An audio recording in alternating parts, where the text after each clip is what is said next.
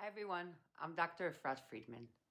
Today I want to explore a question that sits at the center of a lot of modern relationship pain.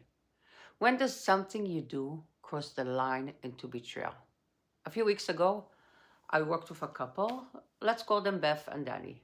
Beth discovered Danny's browser history and realized he had been watching pornography several times a week, secretly for months.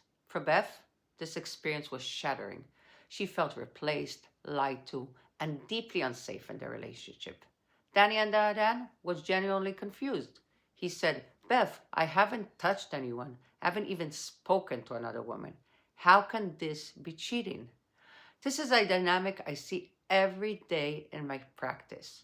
One partner experiences the trauma of betrayal, the other experience the confusion of being accused of something they don't recognize as infidelity. And what's painful is that they aren't actually arguing about the same thing. Today, we're going to go beyond the surface and talk about why the issue isn't the screen or the activity or the person, it's the secrecy. Most people define infidelity by the body. As long as they stay physically inside the relationship, they believe they are being faithful. But that definition doesn't capture how relationships are actually wounded. I want to introduce a more accurate relational lens, what I call an energy leak. Think of your relationship as a shared vessel. Inside that vessel lives your emotional intimacy, your erotic energy, your vulnerability, and your shared reality. Infidelity occurs when something creates a leak, when emotional, sexual, or relational energy is redirected as outside that shared space. In Beth and Danny's case, Danny wasn't just watching pornography, he was creating what I call a hidden room inside the relationship. While Beth was living fully inside the shared reality of the marriage, Danny was occupying a parallel space that Beth didn't know existed. And this is important to say clearly. This is not about policing privacy.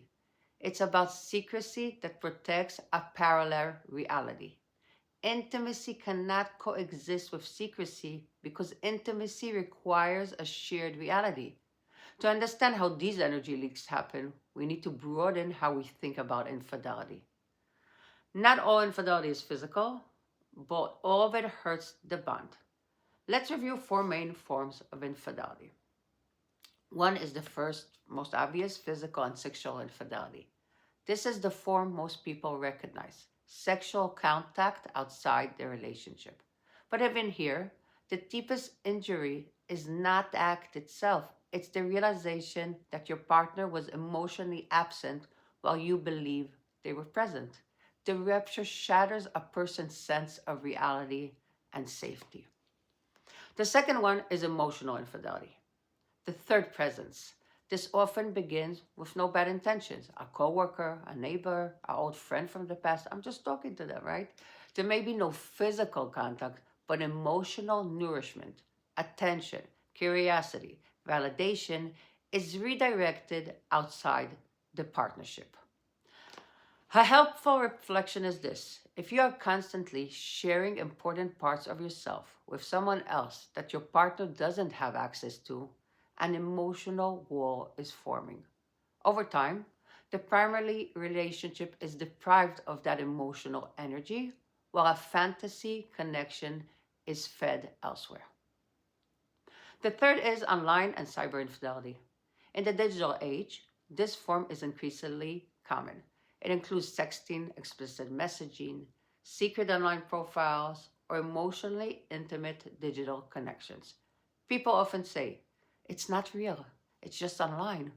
But if you hide your screen, close apps, or feel a surge of panic when your partner enters the room, your nervous system already knows the energy no longer belongs to the shared space of the relationship. And the fourth form of infidelity is financial infidelity. This form surprises many people. Financial infidelity includes hidden spending, undisclosed debt, secret accounts, or major financial decisions made without transparency.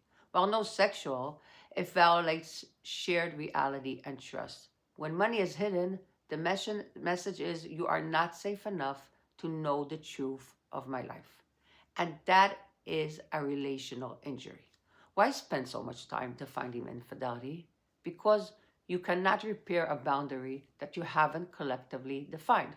When Danny says it's not cheating, he's not trying to harm Beth, but he is unintentionally invalidating her experience by relying on narrow definition that protects his sense of self. When we expand the definition to include secrecy and redirected energy, something important happens. The conversation shifts from, did I technically break the rules? To, did I protect our shared reality and trust? This shift is essential for healing.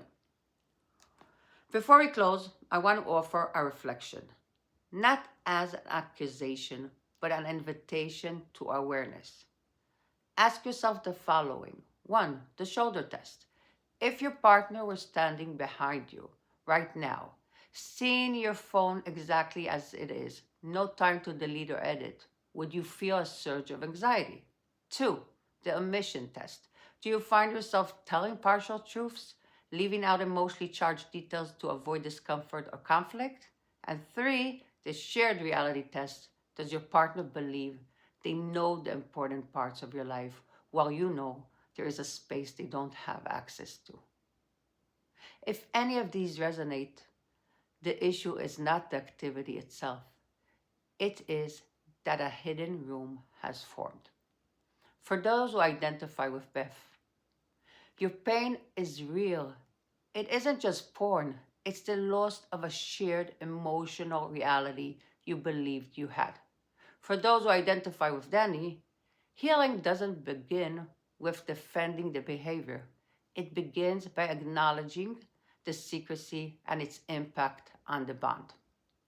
Healing starts when the hidden room is gently brought back into the shared space between partners. In the next video, we will delve into the profound and often traumatic impact of infidelity. I'm Dr. Fridman. Thank you for being here with me.